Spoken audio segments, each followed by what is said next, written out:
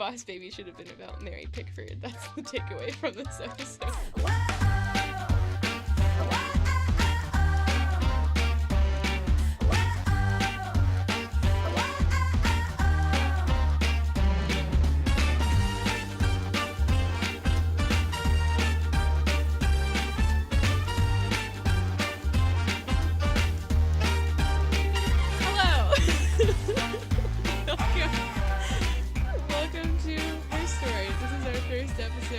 We've already made a lot of mistakes. This is take 2.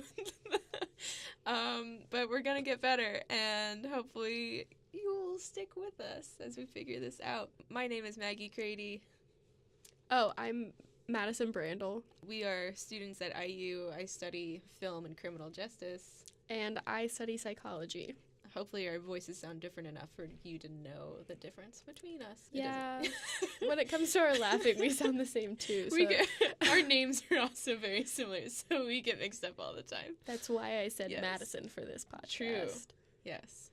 We are doing this podcast to talk about little-known women in history, hence why we're calling it Herstory, and just talking about what she did, why she's important, maybe why we don't really know about her anymore. But we are not historians. Let's be real. We got this stuff from Google. Yeah, we Googled too. We do our research. We don't do just our research. know this stuff. We do our research. It just comes from Google. Pretty much. So, tagline time. This week, we'll be talking about Mary Pickford, and this is Herstory. Bum, bum, bum. Might be doing that every week. I hope but so. That's just me. Yes. Okay, so let's start with biography information. So Mary Pickford, also I should mention this, she is an actress. She was an actress. She was the first Hollywood star, and that's why we're talking about her. Mary Pickford was born Gladys Louise Smith, and she was born April 8th, 1892 in Toronto, Ontario. Her parents were John Charles Smith and Charlotte Hennessy. John was an alcoholic. He died in 1898 from an accident at work after abandoning the family, and Charlotte died in 1928 from breast cancer. Mary, or Gladys, whatever you want to call her. So she changed her name like most celebrities do. Yes, she changed her name that's her stage name, and we'll get into later when she got that. But her siblings were Lottie Pickford and Jack Pickford, and they both died relatively young. Jack, just excessive partying and general drunkenness, just kind of like his dad, I guess. He died in Paris when he was in his 30s, and Lottie died from a heart attack when she was in her early 40s. But the mother and siblings, after John Charles left them, then Charlotte, Lottie, Jack, and Gladys all became actors. They took in a boarder to try and make money. One of the boarders was a stage manager, and he convinced them to join this traveling theater troupe type of situation. You know, as you were saying this, it seems like the women and the son could, I don't know, do anything else? Break out of their shell and be free to be themselves without the patriarchal head. Nice. But that's just me. Continue. Anywho. Yeah, so they left Canada and started touring America in these kind of lower-rated theaters, which was pretty typical of the time in the early 1900s when, that was just basically how acting in theater situations were set up, was just traveling. So yeah, and then just more biography information about Mary Pickford. She was married 3 times in her life, once to Owen Moore, from 1911 to 1920, Douglas Fairbanks from 1920 to 1936, and Charles Buddy Rogers from 1937 until her death. That's my girl. She adopted 2 children with Buddy Rogers, her third husband, Roxanne Pickford, and Ronald Charles, a.k.a. Ronnie Pickford Rogers. They had a bit of a tumultuous relationship, but we will also get into that later. And then Mary Pickford died May 29th, 1979, at the age of 87 in Santa Monica, California. So, in between all of that, she became a super successful film star. And we would just like to point out that this was a time when everything is ruled by men. That she became, like, this kick butt. So her success is very impressive, even by today's standards, I'd say. Like, I mean, Hollywood is still a male-dominated industry, but it's still very impressive. So her career layout, so she changed her name from Gladys to Mary Pickford during the 1906 production of The Warrens of Virginia, which was a stage play, and I think it was the director or one of the casting agents or someone told her she had to change her name in order to be in the play. So she became Mary Pickford. That was 1906. 1909, she screen tested for Biograph Company, which was D.W. Griffith's company, and that was a decent, or like a pretty well-known production company at the time. She started a trend which we'll see a lot throughout her career, and she negotiated her salary to twice what she was making on the stage, which was pretty unusual. Still less than a man's.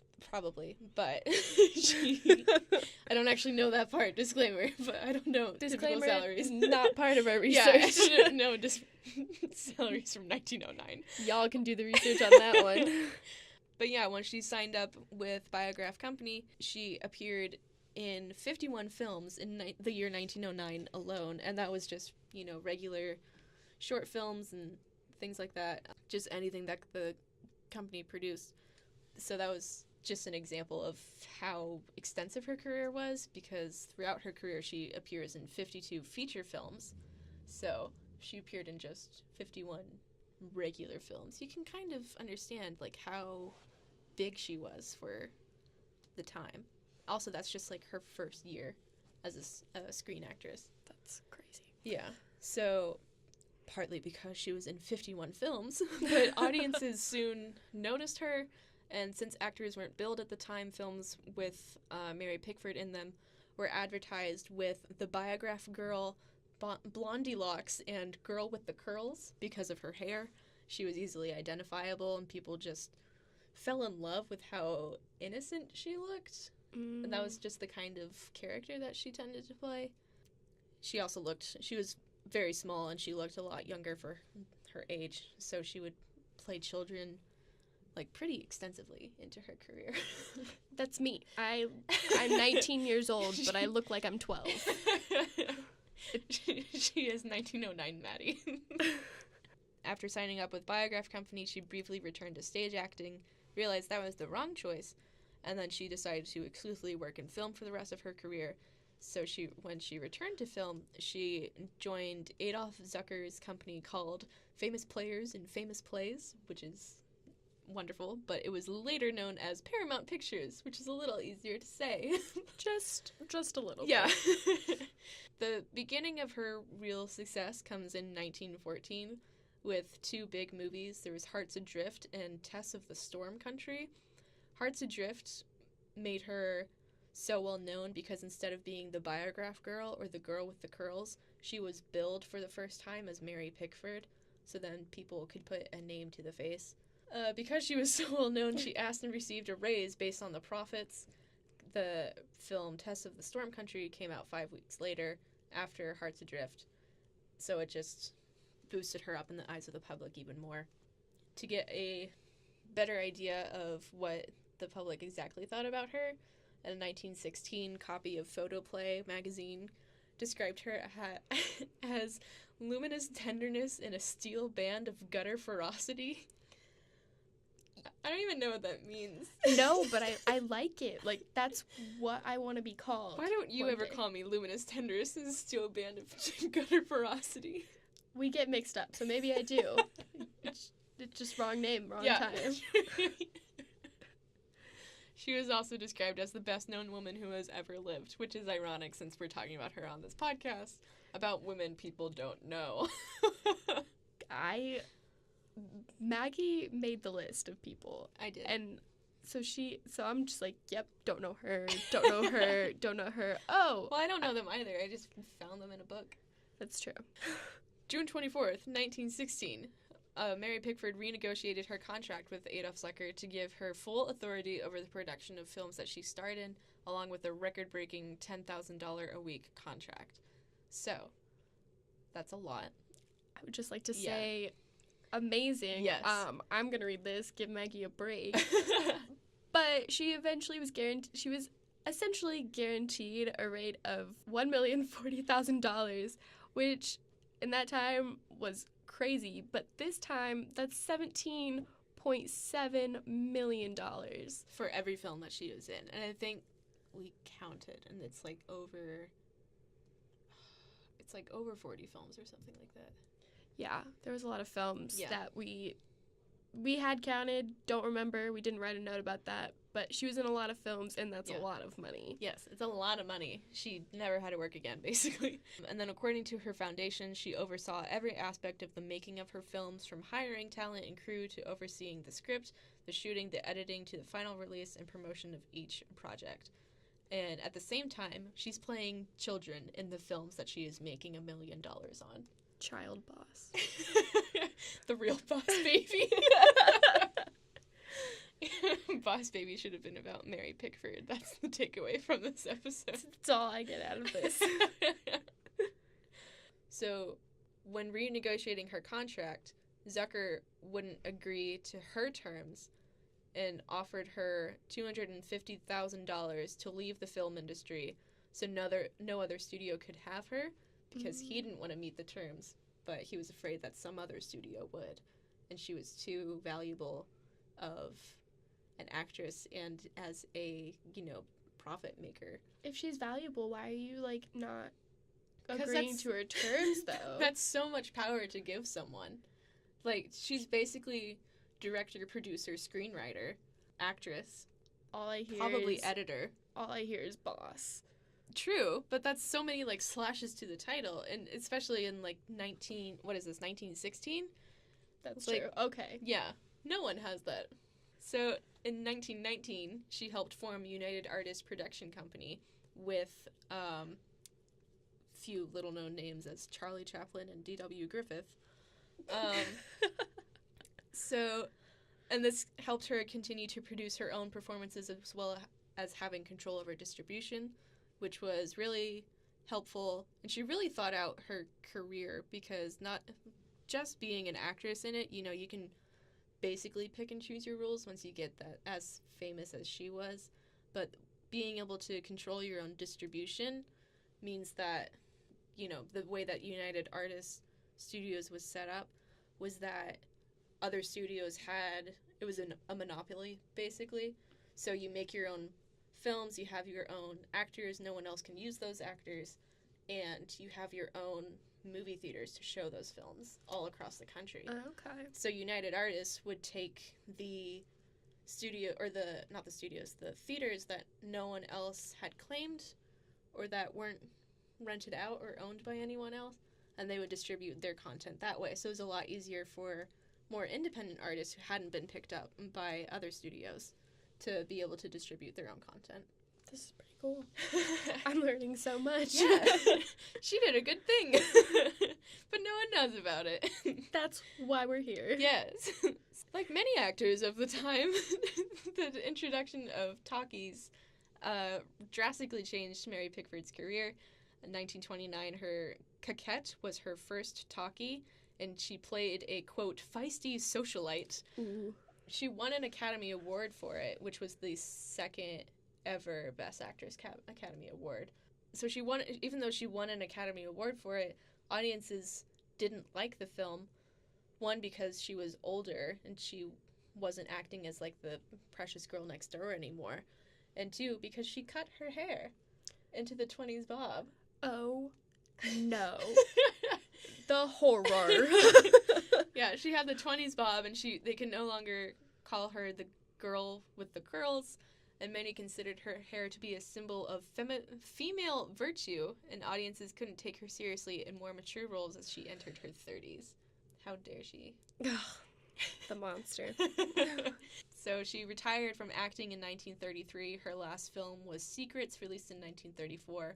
But her career did not stop in the 30s. Unlike many other actresses of the time, she continued to produce many features until 1949, working with people such as the Marx Brothers, who I think most people know who they are. They're still well known, right? Do you know the Marx Brothers? I'm sure I do. They're just not coming to my head right now. They're like the OG Three Stooges. I'm just giving a blank look. One had a big old mustache that it was oil painting just on his face. Why can I not think of them? Groucho is one of them. I'm gonna Google this right now, so if you hear typing noises... That's what it is. Because I'm just really struggling right now. It's okay. Okay, they look familiar. Yeah. Yeah, so you know who they are. Essentially. Okay. But you recognize them is the thing. Yes. If you had seen Mary Pickford, would you recognize her? No. Exactly. Partly because she didn't have an oil-painted mustache on her face. Why not? 'Cause then she would not be known as the girl with the curls. She'd be the girl with the painted mustache. She would be the girl that we don't want to talk to. Mean Girls Club. Yeah. What else did she do as a producer, besides co-founding United Artists Studios with Charlie Chaplin, D.W. Griffiths, and her second husband, Douglas Fairbanks? She also co-founded Pickford Fairbanks Studios, along with Douglas Fairbanks, and Pickford Fairbanks Studios produced their own films, and then United Artists would distribute those films. So they were both feeding into the system and changing it to their own benefit, which is, the best way to bring about change, I guess. I don't know. I don't know. I've never owned a production studio, shockingly. Maybe someday. Yes. She is also one of the original 36 founders of the Academy of Motion Picture Arts and Sciences. She's one of the first actresses to be billed under her own name. Film used to be just a director's medium for the fear that the actors' egos would get too big. Uh-oh. They did. Thank God that never happened. They're so humble. We dodged a real bullet there. If you can't tell, that was sarcasm. It's my main form of defense. She was also given credit for defining the ingenue archetype. I might be pronouncing that wrong. Is that right? You took French. It looks French. Ingenue? Yeah, all right. essentially, yes. Basically, it's the girl next door archetype.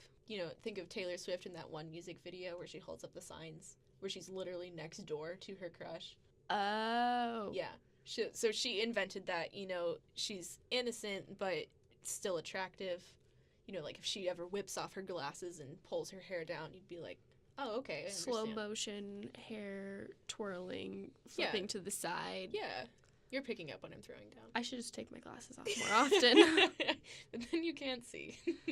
So she won the second ever Best Actress Oscar for her role in Coquette.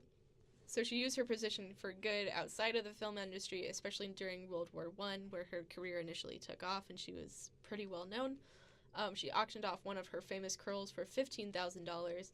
She sold so many war bonds that the U.S. Navy nicknamed her their little sister, and the U.S. Army named 2 cannons after her and made her an honorary colonel. Which is, if that's not a big deal, I don't know what isn't. And yet we've never heard of it. We've never heard of her. And then she came up with the Motion Picture Relief Fund, which was incorporated in 1921 to give financial aid to actors. She was the first vice president of it.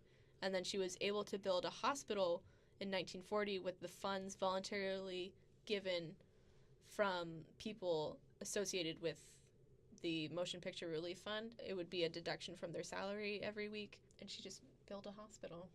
Do you want me in to? 20 years. Oh, jeez. Yeah.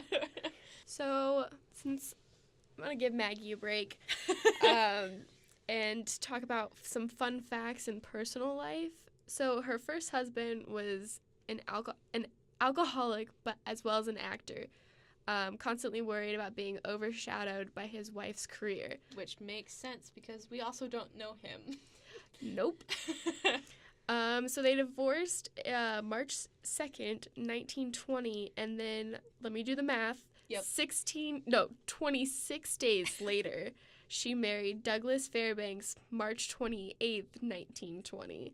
Fairbanks and Pickford were considered the Hollywood royalty, with people instinctively standing up when they entered a room. So almost like a king and queen type of situation. Noted dinner guests at their mansion included Albert Einstein, Helen Keller, George Bernard Shaw, H.G. Wells, Amelia Earhart, F. Scott Fitzgerald, and Sir Arthur Conan Doyle.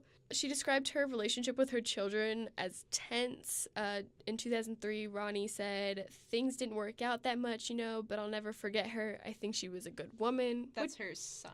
That's Ronnie. her son? Yeah. Okay. So a lot of divorce, deaths of the immediate family members, and alcoholism led to a severe depression as she became a recluse in later life and only allowed a select few visitors in her mansion and would talk to them on the telephone while she stayed in her room. So they essentially wouldn't even see her. They would just be there. So Buddy, her third husband, would entertain the guests and show them around the mansion, and then they would call her room and talk to her if she wanted to.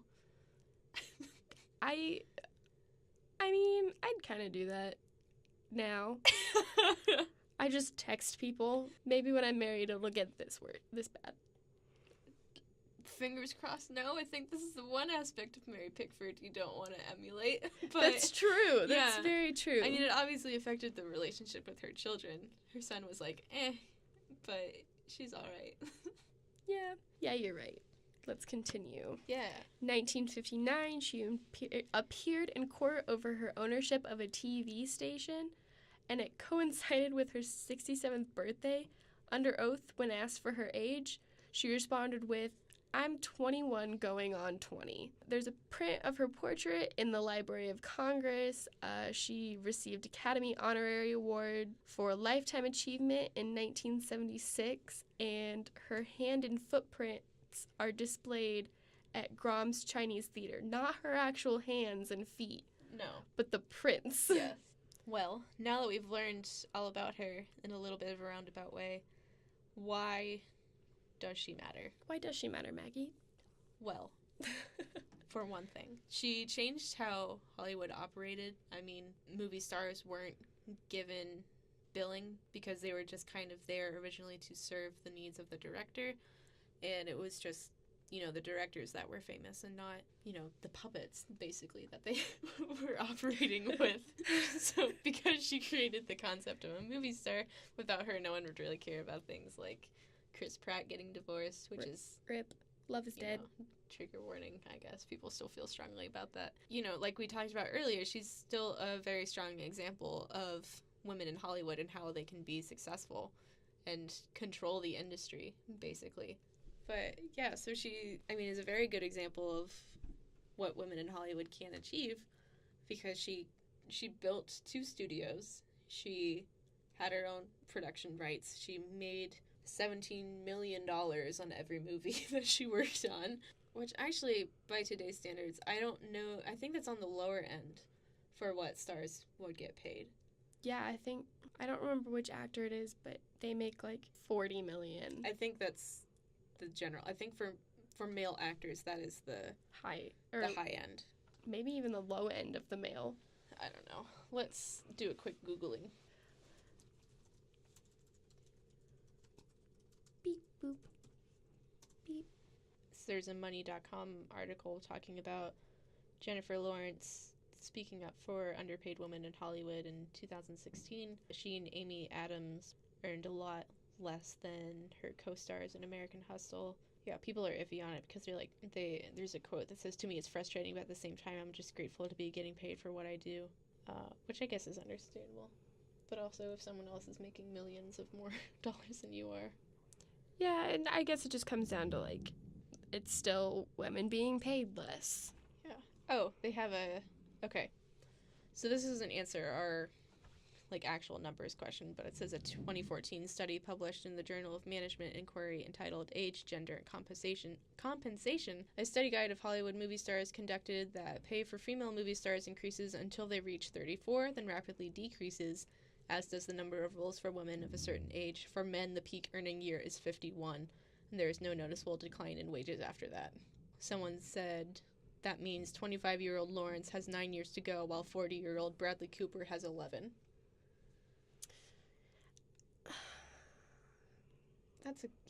That noise is just basically how that makes me feel. And then there's male lead movies do not make more money than female-led films, despite the constant refrain that they do.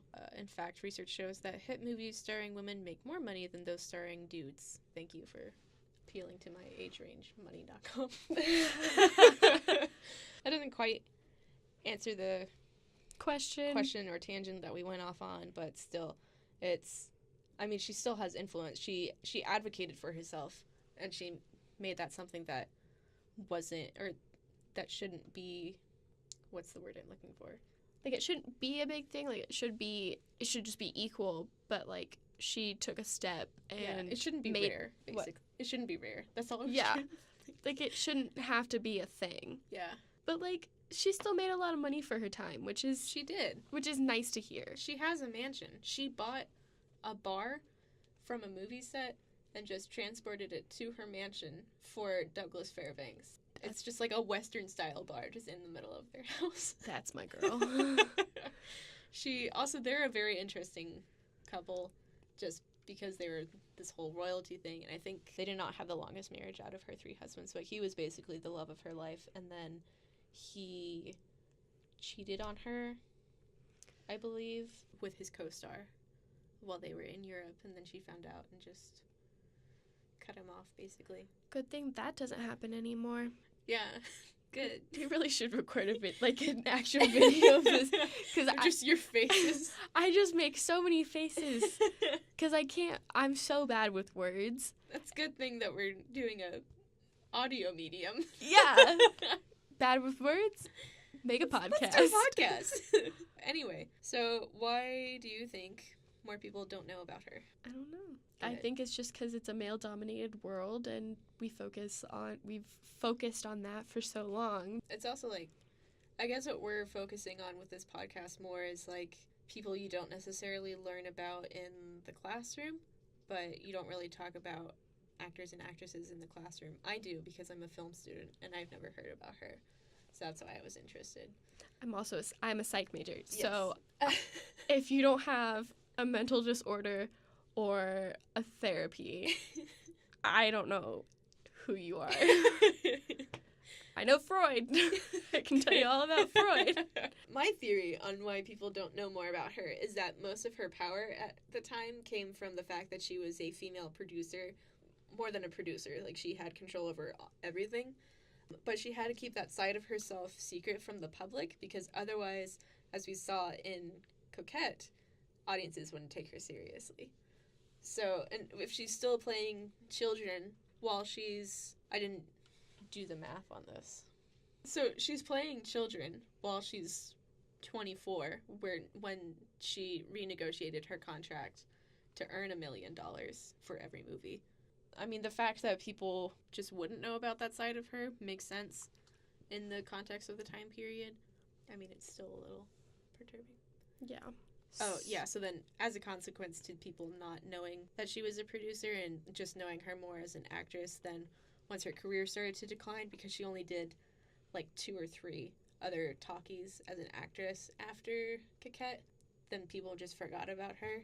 And I think after she officially retired from acting, there's only like 1 cameo appearance that she made in a random movie that I had never heard of in the 60s, and then that was it. I mean, if you're not relevant anymore, yeah. Like, or if you don't produce relevancy, you're cut out, I think, of the industry. Right. I mean, that happens so often with people that we talk about in pop culture. One, there's so many of them that it's just impossible to keep track, but I guess you get less relevant if you don't make as much visible content. Pretty much. So part of our podcast is going to be a Grace O'Malley factor. Maggie, what's a Grace O'Malley factor? So Grace O'Malley lived from 1530 to 1603. She was a pirate lord of the O'Malley dynasty in Ireland. Her father passed lordship on to her even though she had a brother. She did various impressive things throughout her life, such as once as a young girl, she was told she couldn't sail with her father because her hair would catch in the ropes. Seems like a legitimate concern. That is a legitimate concern. In response, she cut all her hair off to shame her father into bringing her on the trip, which he did. She petitioned Queen Elizabeth I for release of her sons and half-brother from prison and won. But what I like the best about her is that she once married a man named Richard Burke to increase her wealth and political influence within the area. And then when she did that, he left on a trip. Once he came back, she locked the castle and he couldn't get inside. And instead she yelled down to him, "Richard Burke, I dismiss you." And there was nothing he could do about it. Essentially, it's the, pardon my language, but it's the badass factor. So do you think she has the Grace O'Malley factor? Yes, but no. She's definitely Grace O'Malley factor in the fact that she did so much in a male-dominated culture, but, like... She's no pirate lord. She's no pirate lord. So yes, but no. I say yes, just because she did do so much. I don't know, it seemed like it was very difficult time for her growing up, and just being able to go from touring rinky-dink little theaters to having a mansion and just buying a whole Western bar because you felt like it, and not having to talk to people. You know, generally just sticking up for herself and being her own advocate, I think, is a good thing. And that's what Grace O'Malley did. She decided, hey, this relationship isn't good for me, but you know what is? This castle. Good. So I say yes, you say eh. Yeah, That's okay. I say meh.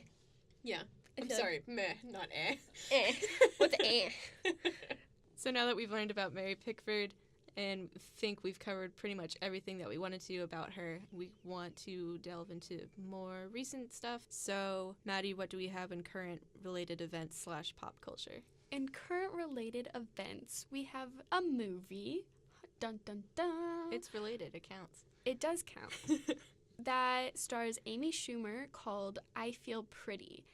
And essentially, this movie is about how she doesn't feel confident in herself. No guys like her. She's not the stereotypical perfect version of a girl. But as soon as she hits her head, she has to get injured to do this. Hits her head, hurts herself, and now she has all the confidence in the world. So I'm a little peeved at this.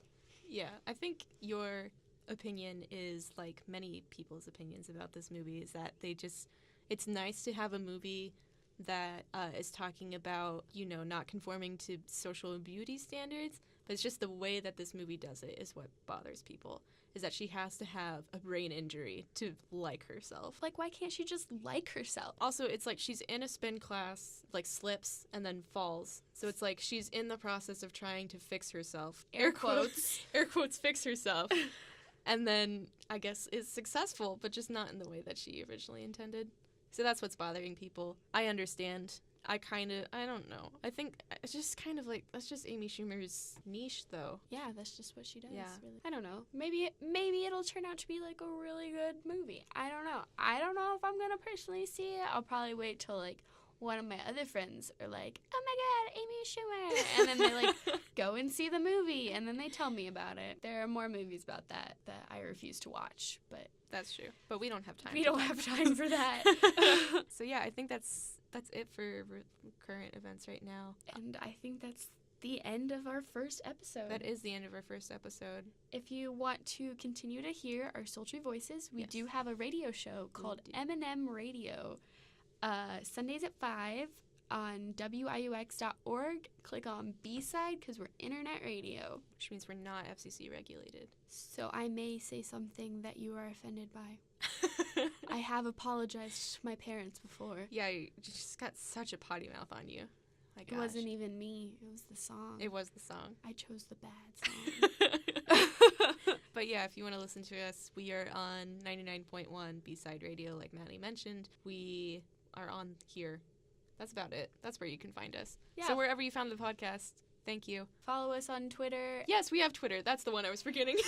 MM_B-side. I guess you can follow me on Instagram if you want. Oh yeah, we have those. It's just Madison Olivia Brandl. Good luck trying to spell my last name. You'll find me. Mine is Maximum Overdrive. How professional. MAGSIMUM_overdrive. And with that, Yep, that's us. this is us signing off. Thanks for listening. We will